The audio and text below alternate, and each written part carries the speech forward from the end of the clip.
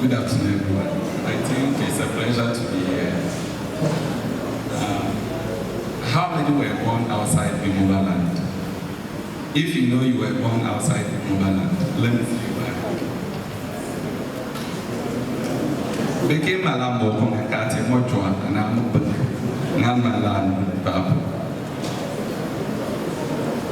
Also, all of you were born within the territory, that's good. All right. So, I think the elders have spoken a lot. All the speakers, they've touched all what I wanted to say, but I'll just give short questions and we'll see how we see it. In fact, when you pass after Nalebu going, what are your observations? After Nalebu, you know, we are Bimobas here, so let's be sincere and honest with ourselves. What do you see after Nalebu? The road is not good. All right. Whose responsibility is this? Or somebody will say the minister, the president. We will start mentioning names to blame people who have been in positions. But I think it is you and I, our responsibility, right? Okay. So, I think when we were growing, I attended Tamale school here. I'm an old boy and I've lived here almost all my life. So, when we were growing, there were stories that parents tell us. Unfortunately, I was not born in the Bimoba-land. Okay. And I say unfortunately because I wish I was born there and I understood what happens there so that I can speak to the matter very well. But unfortunately, I was not born there. So sometimes. But I'm trying my best because I'm married to a typical Bimoba and my brother-in-law is here. So I'm being very careful how I speak before my wife will attack me at home. Right? So if you were not born there, when the first time you go there, what do you see? Do you see opportunities or threats? What do you see? Is it opportunities or you see threats? These are things that come to our minds when you are visiting a place for the first time. If you see opportunities, that means you have positive mindsets. If you see threats, that means you have negative mindsets. So when you were growing up, probably your father told you about some conflict histories, some land disputes between one client and another. How do you take it? Are you saying it positively to resolve it, or you want to find other means to also get back to the people? You know, most of us sitting here, we will be fighting in the future. If Bimoba will be fighting, if Mokum Umpanasibe, we are the same people that will be fighting, whether directly or indirectly. You know, I remember when I was growing, my father was a pastor, so sometimes people will call in the committee, you have to contribute and they will have to buy guns. And I'm like, are you going to kill a rat or a fellow Bimoba man? Okay, so as you are sitting, you're going to school, you're going to, maybe you become a big person one day. Somebody will sit at a corner and call you.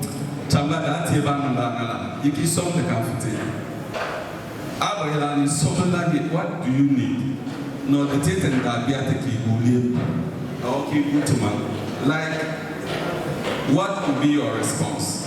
This is what is going to happen. You are here, some of your brothers are not in school. Some of them are going to be the chiefs of your villages, chief of all of us, our villages. What will be the decisions you guide them to make as youth? Today we are seeing ourselves as youth. In 20 years' time, you will be in a position to make serious decisions. What are the decisions you are going to be making? If your mindset is to get back to people, then Bimoba will not see peace. If your mindset is not to go the legal way, Bimoba will not see peace, or Mokum will not see peace. I've lived in a place that people have serious conflicts with people, but they have been in court for more than 30, 40 40 years, and they are still in court, and you've never heard any gunshots. We will just have a problem today, and tomorrow somebody is dead. How comfortable will you be? If I can go for what do you see? Is it opportunities to resolve the situation or to start the situation? Your words will determine what will happen. Most of us, it is only negative words, right? I will not agree. No, I won't take it. And mostly I say that if you are in a situation, that's up, don't agree. Don't think that that person wish you well.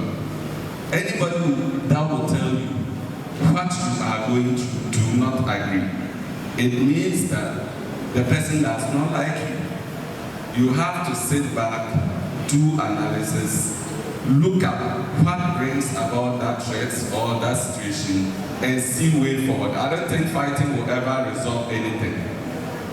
Is it a land dispute? Is it a chieftaincy dispute? Is it the challenges our colonial masters brought? You know, most Bimobas are left in Togo. So I have family in Togo, I have family in Ghana. So sometimes when I go, I choose where to be. I can just go and be in Togo for 4 or 5 days. I'm with my family. I come to Ghana 4 or 5 days, I'm with my family. So even the boundaries that people are fighting about, the lands they are fighting about, is just some decisions that were made by our colonial masters. And we cannot do anything about it right now, and we are fighting over it. What we will decide is the future of Bimo and Moko. If your decisions are to resolve the situation, it will be resolved. Maybe you are one of 100 that is here. Most of the youth are in the village. When they need something, or they say that, oh, some urban or some school, let's consult him or let's consult him. During the consultation, what advice do you give them? Will you be seeking for legal redress or will you be seeking for violence? If your mind is to change and develop our land, then you have to start thinking of legal way of addressing issues than the violent way I constantly see. I think I got to know the village when I was getting married. Thank God my wife decided to take me to the village. That's a fact. I think that was in 2017. I never knew Bimoba land, I never stepped there because of the stories we hear. Okay? You think you are not safe going there. If we can make it safe, it is you and I. You can say that, oh, more the TV man, but your speech, okay, the speech you give. One time I went, we were doing some interview and let me say sometimes I'm very biased, okay. When I sit in a panel during interview and I see a Bimoba name, even the time I had not been to Bimoba land, you know how it is. It is not only Bimobas that do that. Every tribe do that, right? If you see a name that is related to you, you should make every effort to help. Every effort, it doesn't matter. Every effort, anything that you need to do for your locality to develop, right? You should do that. Don't see a Bimoba name and now you are asking any name out here. The moment you start going, you want to find a way of discriminating, right? You want to know, oh, and that kind of stuff. So the moment you see that, oh, any name you see that relates to your tribe, or you should make every effort, okay? If we want the youth in Bimoba land to develop, then we have to make conscious efforts to help each other. If we are able to help each other, then we will automatically develop Bimoba land. You know, I always think that anywhere there is serious poverty, okay, conflicts will never end. Hatreds will never end.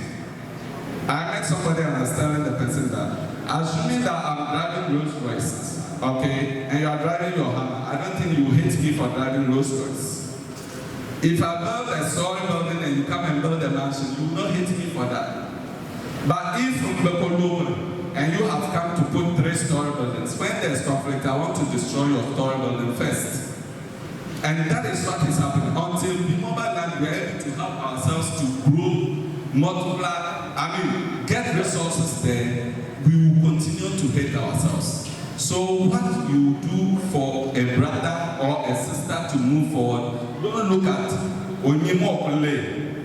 The moment we Osana is enough.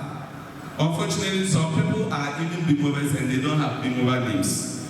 Alright, it's unfortunate. Thank God I have one and I'm proud of that. Okay. Some of our people, yesterday it brought a lot of issues on Bimoba platform, which are parts, right? So let's do a lot of things to help ourselves. Let's look at another thing shortly and I will take my seat. In Bimoba-Dr, it is high time the youths are involved in decision makings. I say this for a reason. Who are those who are killed in war? Our fathers 60 and above, do they go to war? They don't hold guns, right? So they sit down and they make those decisions that detain and happen panic. But you hold the gun. I don't think I want to die at gunpoint, right? So you hold the gun. So if any decision that involves peace, the youth should be involved. If you are talking about peace, then the youth should be involved. I'm not saying that the old men are not smart, but their decisions influence the way of the youth. The history they tell us influence our decisions.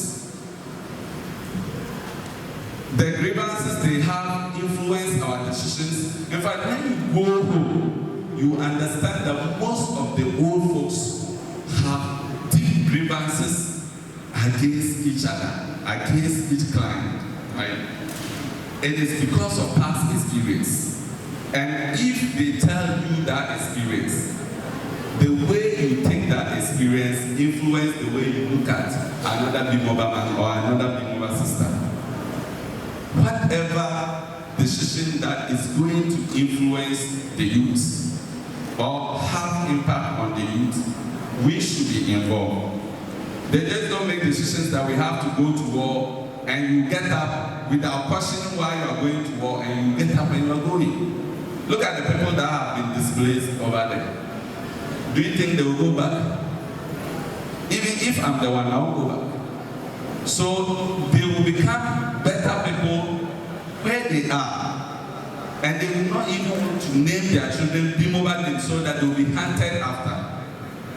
Okay, people take names and they hunt those things. We had a former accountant when I was in NGO.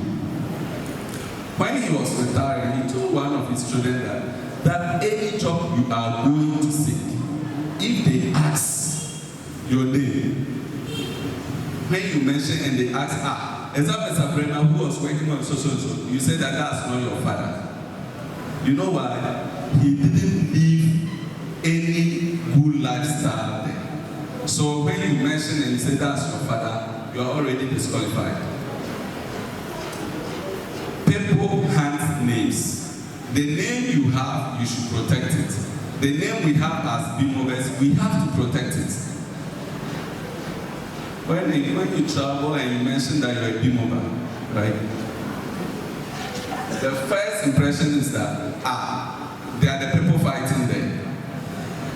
Okay? They are the people fighting there. Maybe you've never even seen people killing themselves, but you are taxed like that. I was traveling somewhere with one man. He asked me, where are you coming from? I said, I'm a Bimoba. He laughed. Your people like to fight. Every small thing. There's no 2 years interval that you will not hear gunshots there. I'm like, I said, we are not like that. Oh, every day you are in news. You see, this is the name we have made for ourselves, and it will take you and I as youth to make decisions that will change that name. That when you mention that you're a Bimoba, you should be proud that you're a Bimoba. You should not mention Bimoba and you are looking for somebody to ask you negative questions. And mostly in this era, we are always asked negative questions. So the youth, we have to train carefully. We have to be smart in decision making. I know we are smarter. I'm not saying that we are just smarter. But we should not also forsake our grandfathers, our fathers. But we should be smart to know that the decisions we are making today determines the name of tomorrow. If we are not able to think that way, then we cannot change the narrative in Bimoba land. If we want to empower ourselves, if we want to mention your name and you will be recognized positively, then we have to start making those decisions today. You don't expect that somebody make those efforts for you. Change is always carried out by the youth. Because we are suffering what the elders are doing. It's like two elderly people fighting, but it's only the youth that dies. Like Russia, Ukraine. Right? Putin and Zelensky is fighting, but it's the military that is dying. So we have to change the narrative. Get ourselves together, love ourselves. Let us be determined together that we are going to change what is happening in Bimoba land. Thank you very much.